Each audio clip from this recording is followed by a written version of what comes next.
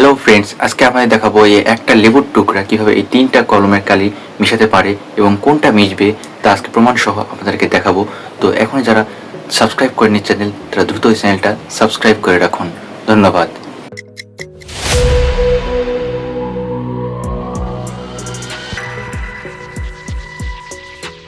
তো প্রথমে নিয়ে নিতে হবে তিনটি হাইলাইটার এবং এক টুকরা লেবুর টুকরো এবং একটি কটন বার।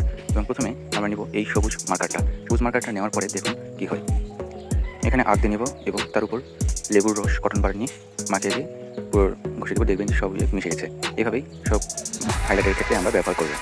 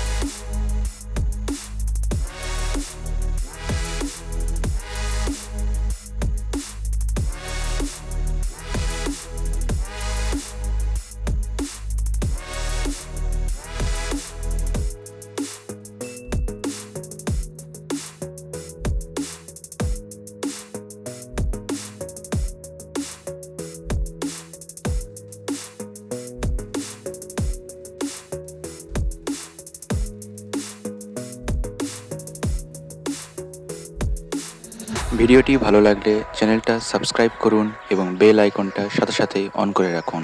ধন্যবাদ।